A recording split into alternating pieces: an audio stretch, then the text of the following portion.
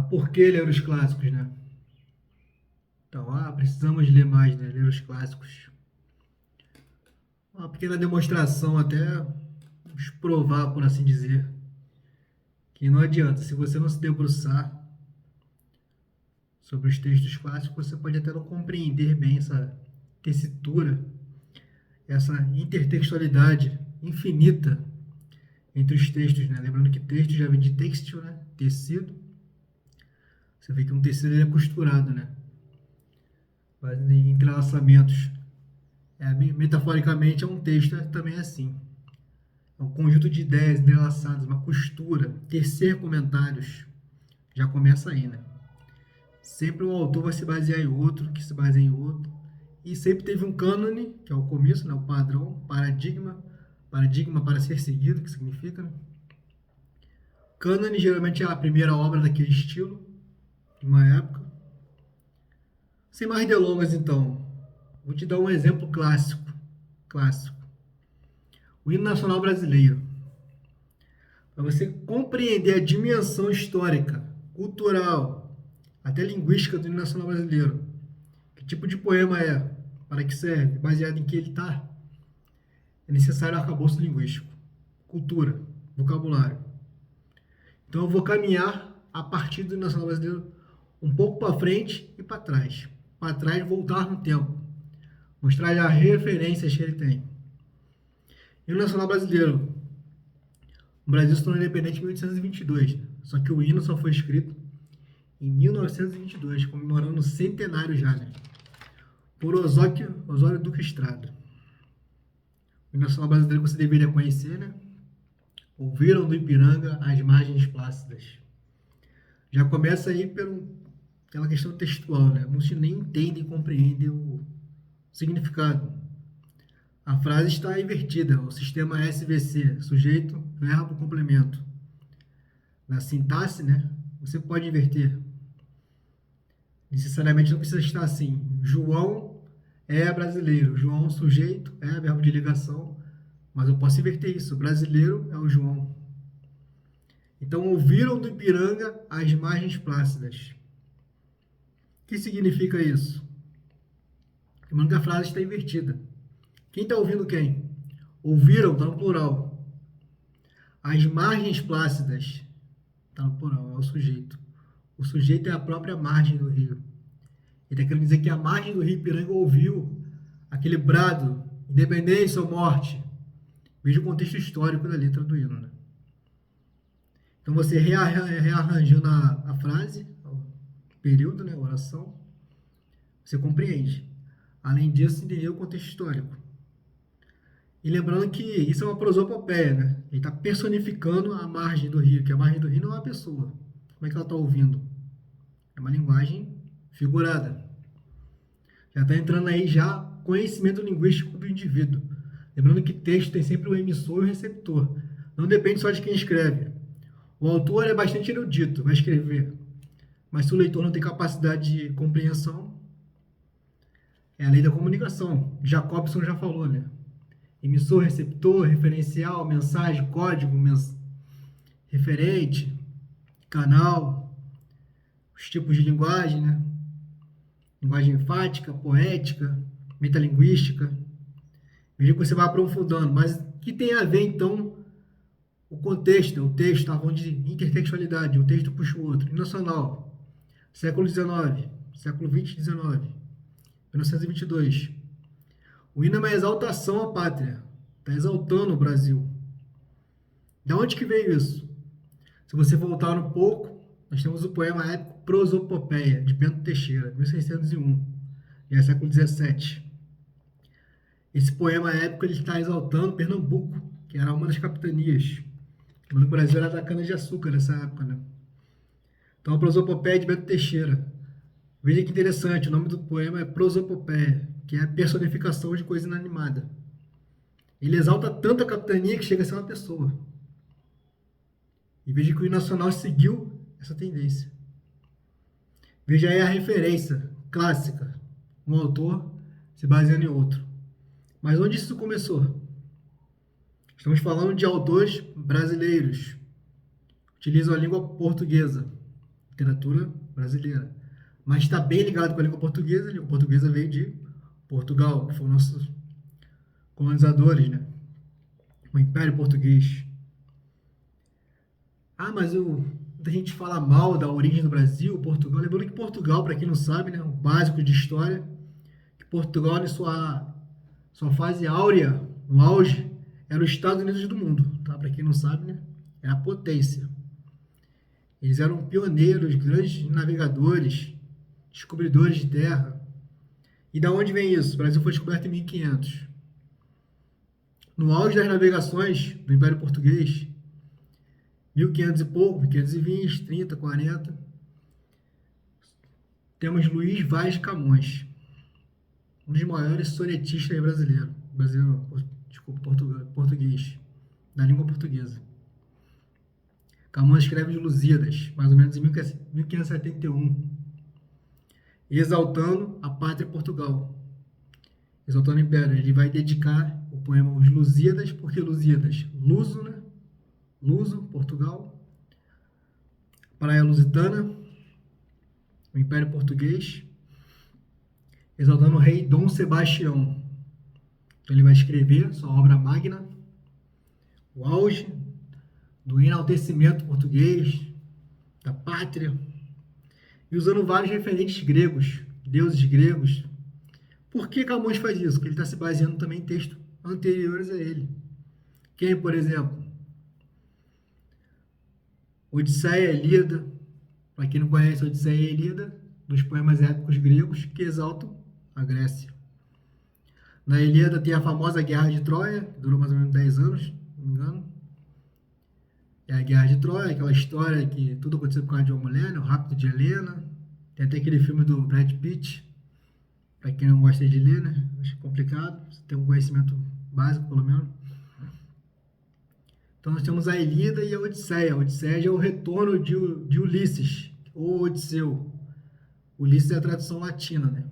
Do grego Odisseu. Por isso se chama Odisseia. E o termo Odisseia se classificou, é atemporal, como qualquer jornada longa, grandiosa. Tanto que tem um filme, Uma Odisseia no Espaço, 2001, Uma Odisseia no Espaço, que é a Odisseia no espaço, no sideral, né? Descoberta do homem de outros planetas, no universo. Veja aí também uma tendência clássica. Imortalizou o termo Odisseia, mas veio do nome do personagem Odisseu. Então, se você não tem esse conhecimento prévio, você vai ficar com lacunas no seu texto. É emissor e receptor. O texto não depende só de quem escreveu. É sempre uma via de mão dupla. Emissor e receptor. É comunicação. Não existe comunicação unilateral. Tem alguém falando, alguém vai ter que ouvir. Senão é só um ruído infinito. E quem falou tem que ser claro, tem que se fazer entender, e quem ouviu tem que compreender o que foi dito. Aí agora se fala muito em lugar de fala, né? Mas esse lugar de fala já está dizendo que só um pode falar, enfim. Isso é uma outra discussão, mas para mim isso é unilateral. A comunicação é sempre uma via de mão dupla, sempre é emissor e receptor, e eles invertem esse papel. Quem estava ouvindo agora vai falar. Quem estava falando agora vai ouvir. Então não há comunicação. E a comunicação é baseada em textos. Lembrando que texto não é só escrito. Textos imagéticos, imagens, semiótica, sinais. Você vai no trânsito, o semáforo, vermelho, amarelo, verde. Se tiver verde, você vai seguir. Você lê o texto. Verde, siga. Não tem nada escrito. Vermelho, pare. Veja aí a comunicação não verbal. Mas, de novo, se você não compreende as cores, não estudou as normas do trânsito, você não vai entender a semiótica da coisa. Então, voltando para a intertextualidade. Hino Nacional Brasileiro. Você voltou para a Prosopopeia, do Bento Teixeira. Você voltou para os Lusíadas, de Camões. E onde Camões seguiu nisso? Nós temos o Decameron, de Giovanni Boccaccio. Aí já é italiano. Aí nós estamos voltando no tempo, já é século XIV, 1340, por ali. Giovanni Boccaccio vai relatar os tempos da peste negra que estava ocorrendo na Europa. Ele tem sua coletânea de novelas, né, de histórias da época ali medieval. E ele vai utilizar a própria língua dele. Começa aí a cultura de utilizar seu próprio dialeto. Até então tudo era escrito ou em grego ou em latim. Assim como Camões escreveu na própria língua dele, que seria o português. Não o português que utilizamos hoje, o português da época dele. Português mais arcaico. Então veja, já voltamos no tempo agora. Decameron, Giovanni Boccaccio. Giovanni Boccaccio vai se basear em quem? Dante Alighieri, a Divina Comédia. A história das espirais do inferno, né? Do homem que viaja atrás de sua amada e entra no inferno, tem várias espirais, uma de acordo com o pecado. É muito longa a história agora para entrar em detalhes. E Dante Alighieri já vai escrever a Divina Comédia por volta de 1304, 1320. Poema longo, também épico, cheio de metáforas e analogias, baseado em outros épicos anteriores a ele, como a própria Odisseia e Ilíada. Que a Odisseia e Ilíada foi escrita em 800 a.C. É o primeiro texto de fato literário que se tem ideia, épico. Claro, temos também a Epopeia de Gilgamesh, o Enuma Elish, né, textos acadianos, mas aí já é texto escrito em pedra, né, cuneiforme. Agora, texto literário como nós modernamente conhecemos foi a Odisseia e a Ilíada, e que reverberaram mais pelo tempo, né? Influenciaram mais a cultura geral, né? Então agora estamos no Dante Alighieri, século XIV, a Divina Comédia. A Divina Comédia vai se basear em quem? Dante, no poema, ele exalta Virgílio, pede para Virgílio guiar seus passos para não se perder durante o purgatório, o inferno, as espirais do pecado. Virgílio é outro poeta grandiloquente que foi encomendado a Eneida para exaltar Roma. Foi encomendado por César. Então agora estamos falando da Eneida de Virgílio, ali por volta de 19 a.C., escrito em latim.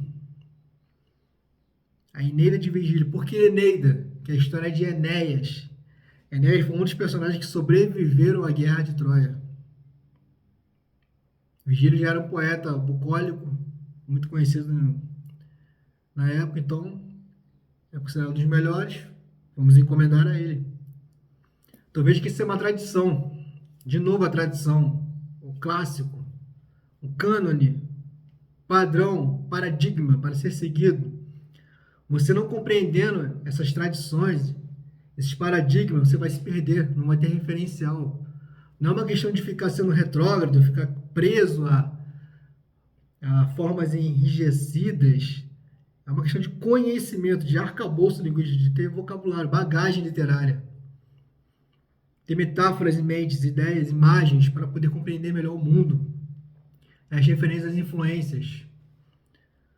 Não adianta, qualquer leitor vai ter que ter bagagem. Um autor se baseia em outro, que se baseia em outro, se baseia em outro. É o texto, é a costura infinita. E nada mais do que a internet, né? Para dar um exemplo de texto infinito, né? Você clica no link que te leva para outro, hiperlink. Até para entender um meme, você tem que ter o contexto, a piada, de onde que veio, qual seriado. Eu vejo que tudo isso é bastante pertinente. Tudo isso por falar de um hino nacional, de um clássico. Nem vamos adentrar de outras questões de gramaticagem, semânticas, linguísticas. Falando apenas de texto, né? Então, da Eneida, a Eneida de Virgílio, que se baseou na Odisseia, que é atribuído a Homero, né? Também existe uma discussão de que o texto é um só, se foi mais de um autor, mas é atribuído a Homero. Como é algo muito antigo, não tem provas contundentes, né? De que Homero de fato existiu. Então, a Odisseia e a Ilíada é o nosso ponto de partida clássico dos gregos, da cultura em geral literária, para você começar a compreender tudo que envolve poema, literatura, textos em geral, referências. Então, você foi da Odisseia de Homero 800 a.C., até o hino nacional brasileiro, em 1922, depois de Cristo. Agora vamos andar um pouquinho para frente. O que isso tem a ver com a minha vida? Não é difícil você pegar uma série hoje em dia, de qualquer lugar que você vê, vão ter referências literárias. Você achando que não. Essa historinha de que você bota numa série, um episódio, que começa já naquela agitação. O personagem está trocando tiro, está no meio de uma luta, de uma batalha, de uma guerra, e aí realmente daqui a pouco a cena para. Parou? Para entender melhor isso, precisamos voltar a algumas cenas, alguns anos, algumas décadas. Aí ele volta. Esse flashback já é utilizado na Ilíada, em Troia. Não é nada novo. É chamado de analepse, se eu não me engano. Esse flashback, você volta à história para quebrar um pouco o tédio, né? Aquela narrativa linear, né? Sempre para frente. Você pode voltar, adiantar, coloca um personagem novo do nada para explicar melhor a coisa anterior. Então você vê que está tudo interligado, tudo costurado, né? E quanto mais bagagem você tiver, mais você vai conseguir decodificar essas metáforas, essas referências literárias. E o nacional brasileiro, por incrível que pareça, eu acho uma influência grande numa canção da Legião Urbana, que é a Perfeição. Para quem não conhece, né? Perfeição, Legião Urbana. Ele fala, vamos celebrar a estupidez humana, a estupidez de todas as nações. Esse texto de perfeição, vamos celebrar, que ele fala que vai celebrar, mas na verdade ele está falando só coisa ruim do Brasil, né? É uma espécie de distopia. O próprio termo distopia, que tem seriado bastante conhecido, Black Mirror, né? Que são histórias que envolvem tecnologia, futuro. São distopias. Distopia é uma utopia quebrada. O que é uma utopia? Algo perfeito, muito bem elaborado, que dá alguma coisa errada. Você desconstrói a utopia. A utopia é baseada no livro de Thomas More, que ele fala de um lugar perfeito, onde não tem prisão, ninguém comete crime, as correntes são de ouro, as ruas são de cristal, paraíso na terra. Aí ele fala, qual é o problema desse lugar? Tudo é perfeito. O único problema é que ele não existe. Utopia, utopos, lugar nenhum. Ele quis dizer o seguinte, que no mundo não vai ter lugar perfeito. Não adianta. Aqui na Terra não tem esse lugar. É uma utopia. Criar uma sociedade perfeita. Então a distopia é quando o autor cria essa perfeição, mas algo sempre dá errado. Distopias clássicas são Admirável Mundo Novo, do Aldous Huxley. Tem a Laranja Mecânica também, né? Que fala sobre violência. Tem a do George Orwell, né? 1984. Uma sociedade totalmente vigiada por telas, né? Bem pertinente hoje em dia. São distopias. Utopias desconstruídas. Veja mais uma vez a contribuição do clássico, né? Essa temporalidade.